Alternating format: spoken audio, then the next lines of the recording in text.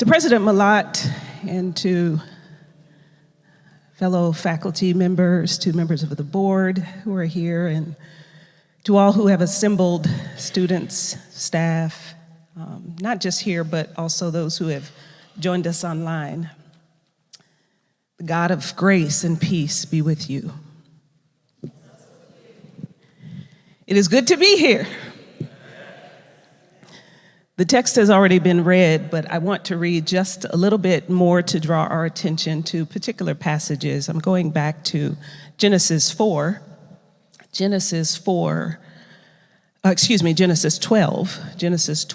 1 through 4. The Lord said to Abram, "Go from your country, your people, and your father's household to the land I will show you. I will make you into a great nation. I will bless you. I will make your name great, and you will be a blessing. I will bless those who bless you, and whoever curses you, I will curse. And all peoples of the earth will be blessed through you." We'll use for our tag today just a portion of verse 4. So Abram went, and Lot went with him. So Abram went, and Lot went with him. In this text, we have one of our most familiar characters of the Bible, Abram, who we later know as Abraham. And the Lord says to Abraham, "Go from your country, your people, your father's household to the land that I show you." Yahweh doesn't just say go, but Yahweh offers this layering of blessing. I will make you a great nation. I will bless you. I will make your name great, and you will be a blessing. I will bless those who bless you and curse those who curse you. All the peoples of the earth will be blessed through you. So Abram went, and Lot went with him. In other words, the text says, leave your comfort zone. Leave your places of familiarity. Leave all the routines that order your day. Leave the people who agree with you. Leave the people who just really get you, and go to CTS. To the land where I will show you. Not a place that you've seen before, not a place that you've searched out, not a place that you've consciously prepared for, not the place where you might have imagined yourself, but go to where I will show you. So Abram went, and Lot went with him. In some Bible versions, this passage is labeled as the call of Abraham. And I'm sure Dr. Benench will teach something like this, that formal call narratives are often characterized by these 6 elements. Help me if I miss one. Divine confrontation, an introductory or preparatory word, a commission or sending forth, an objection, which is those of us who said, "I'm not worthy, I can't go," reassurance, and then finally, a sign from the divine. Gideon's story is the one that perhaps fits this formula quite well. But the sacred text also gives us these other call stories that don't quite fit the formula. These stories remind us that our calling need not look like everyone else's. It need not check certain boxes. It need not be linear. It need not line up with the person who's sitting next to us. But the callings of God are sure. Samuel hears God's calling him as a child, and it gradually matures into this lifelong pattern of listening for God. Elisha experiences God's call through Elijah. The laying on of Elijah's mantle functions as a divine summons, and Elisha responds. God calls Esther not by divine confrontation. God don't even show up. But Esther's calling comes by a commissioning situation. It means she's confronted with a situation that calls her calling out of her. Joshua's narrative is summed up in just one verse. "Moses, my servant, is dead. Now you, Joshua, and all those people with you, get up and go over to Jordan." So Joshua is called into leadership after a life of service, but Moses is now dead. Abram's call narrative doesn't quite fit the formula either. We get the call and this reassurance of God's presence. I will make you a great nation. I will bless you. I will make your name great. You will be a blessing. I will bless those who bless you. I will curse those who curse you. So Abram went, and Lot went with him. When we read about blessings in the scriptures, we often read those as the one who receives the blessing. It feels good to call ourselves blessed. It sounds good to claim the blessing for ourselves. Someone, blessed is the person who does not walk in the counsel of the ungodly, or stand in the way of sinners, or sit in the seat of mockers. Thank you, King James. But this person delights in the law of the Lord. So we see ourselves as the one who delights in the law of the Lord, not the one who might take counsel from the ungodly and so forth. Psalm 33 says, blessed is the nation whose God is their Lord. We see ourselves as a nation whose God is our Lord. Even if we consider what we teach our children, Matthew 5, the Beatitudes, we tend to identify with the poor in spirit, those who mourn, those who are weak, those who hunger for thirst and righteousness, those who are pure in heart, rather than the antithesis. We identify less with those who are prideful, those who are hungry and thirsty for the things of this world, because we want to see ourselves in the category of the blessed. Now, let's be honest. The dichotomies of the sacred text trip us up. Blessed, curse, godly, ungodly, holy, unholy, pure, unpure. And Abraham's blessing is no different. God will make us a great nation. God will bless us. God will bless those who bless us, and God will curse those who curse us. It's a blessing of popularity, of provision, of progeny, of prosperity. And to see it that way, to only see it that way, is a privileged reading. See, a critical hermeneutic forces us to ask the hard questions. What about those who lose their land because of my gain? What about those who are labeled as cursed so that I can be distinguished as blessed? What about those who we've intentionally or unintentionally deemed less than because we are God's people and they are not? To look into Abram's blessing is to find ourselves on this edge of the conquest narratives. What do we do with them? These are the scriptural dilemmas about which we write papers, about which we write dissertations. I'm not here to resolve it today, even if I could. But what I do want is for us to lean into the messiness of reclaiming these narratives that are so easily abandoned because of their problematic outcomes. In other words, I'm asking the question of the text, can the text still speak regardless of outcomes? So Abraham went and Lot went with him. The term blessing can be translated with various phrases such as receiving the abundance of God, the salute of God, the liberality of God. And there's something beautiful about receiving the blessing of God in whatever form that it comes. But the hinge in the text, the C clause, as we sometimes call it, in verse 2 and 3 adds another dimension to this idea of blessing.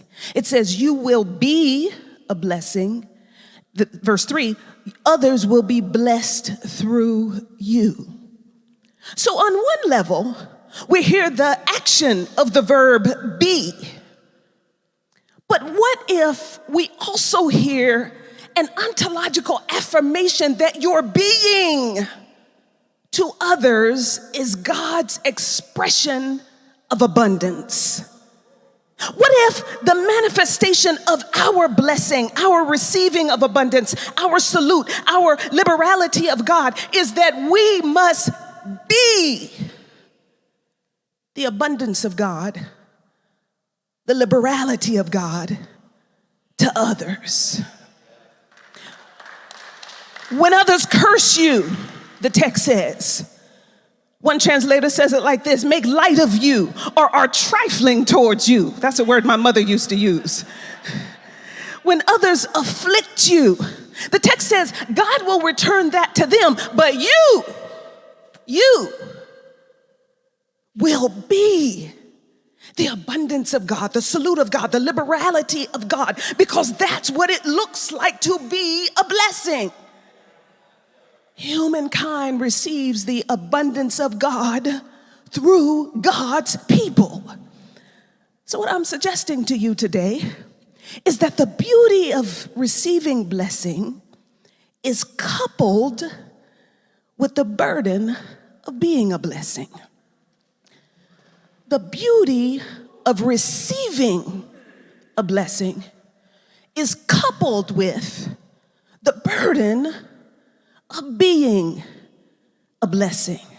What an awesome responsibility it is to be in positions where others follow your lead, others listen to your words, others follow your decisions. What a responsibility to be blessed with a name or a position that is known throughout the country or the nation or the state or this community for 100 years. It is both a beautiful and burdensome responsibility to order ourselves in such a way that others experience the openness of God, the freedom of God, the saturation of God, even when we don't think they deserve it. If we kept reading beyond our text today, we would find that Abram had some questions.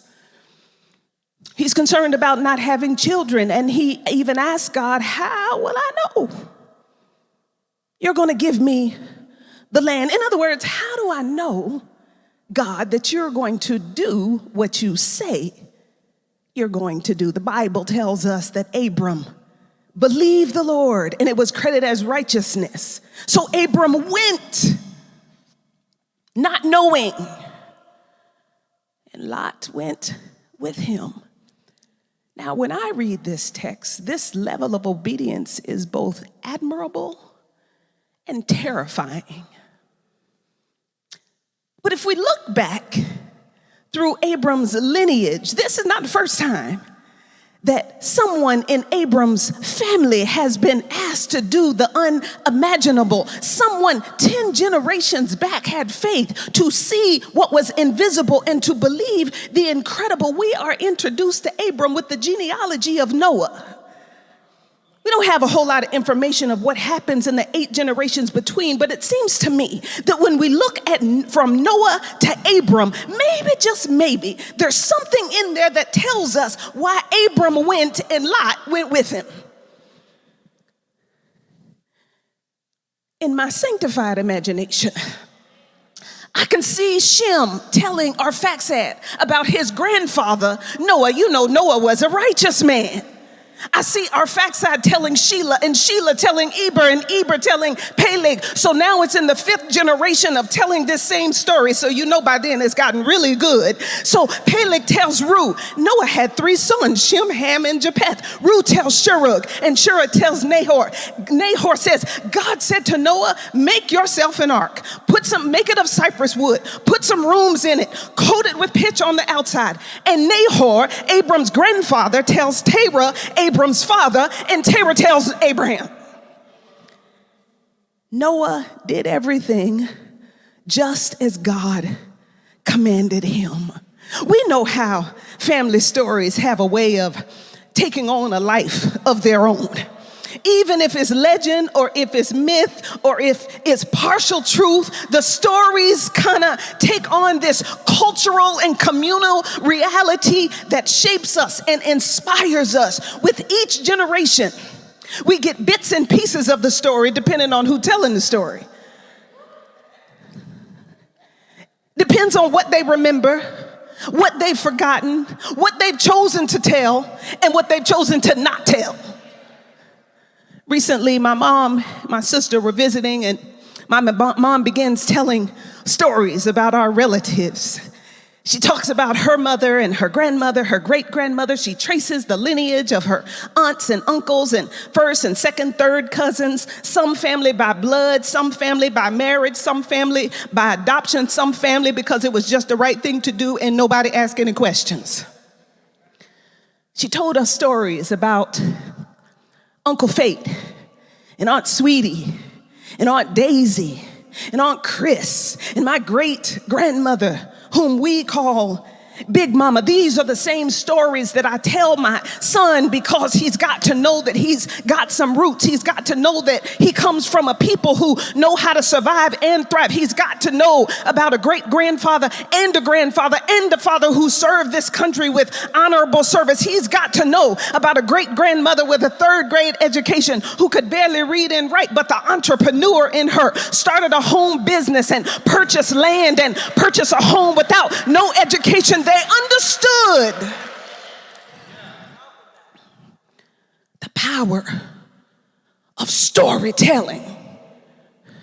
So I can imagine Dr. Coyle, Tara telling the family story to Abram. Elder Noah was a righteous man. Elder Noah walked faithfully with God. Noah did everything God commanded him. I can imagine an impressionable Abram hearing this story over and over and over and over and over and over. So when God said to Abram, "Go," Abram went, and Lot went with him. The writer of Hebrews says it something like this: by faith, Noah, when he was warned, built an ark.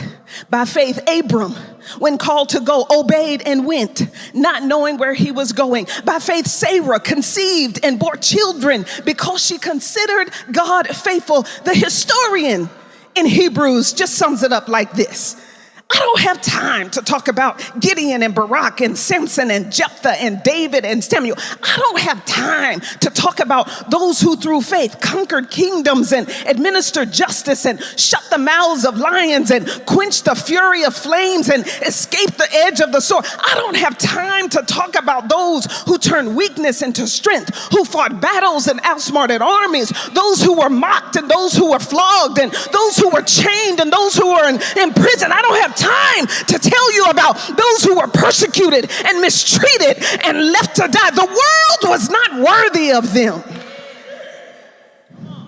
Their testimonies are too many, and their testimonies are still being told.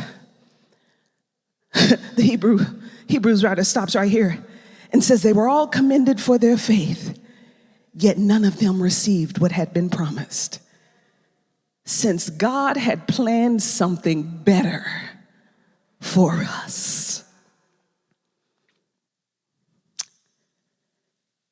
Now Lot, who was moving with Abram, also had flocks and herds and tents, but the land couldn't support them because their possessions were too great. So Lot chose for himself a whole plain towards the Jordan, and the men parted. Abram went to Canaan. Lot pitched his tents near Sodom. There's a lot more to Lot's story, but what is pertinent here is just the phrase that Lot went with him. The beauty of blessing is that others will be drawn to it, attracted to it, and want to take part in it. The burden of the blessing is that others will be drawn to it. Others will be attracted to it, and others want to take part in it. And the reality is, some folk will want to go with you, and they just can't go. Some will want to go, but they just can't.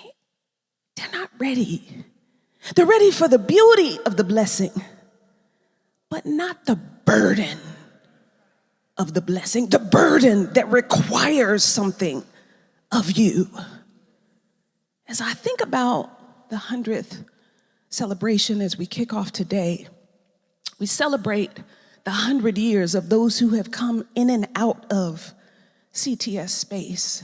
And at the same time, I acknowledge the CTS is not for everyone. Everyone can't be on staff here. Everyone can't matriculate these halls. Everyone can't teach here. Because it's one thing to talk about advancing scholarship and formation. It's one thing to talk about embracing diversity and working toward justice for all and affirming God-given human dignity, and to talk about promoting healness and wholeness through creation. It's one thing to talk about those values. It's another thing to have the radical hospitality it takes to infuse those values into every area of the institution. Everyone is not ready for the burden of the blessing.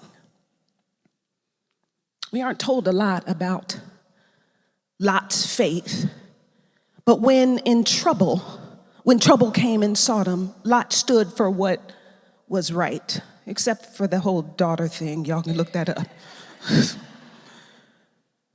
When Abram heard that Lot had been kidnapped, he called the trained men and they went in pursuit. And the text says that they recovered all the goods. They recovered Lot, got the women and other people, the text says.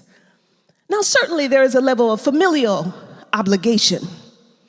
But I'm also suggesting that Lot allows us to see a glimpse of the expression of Abram's blessing.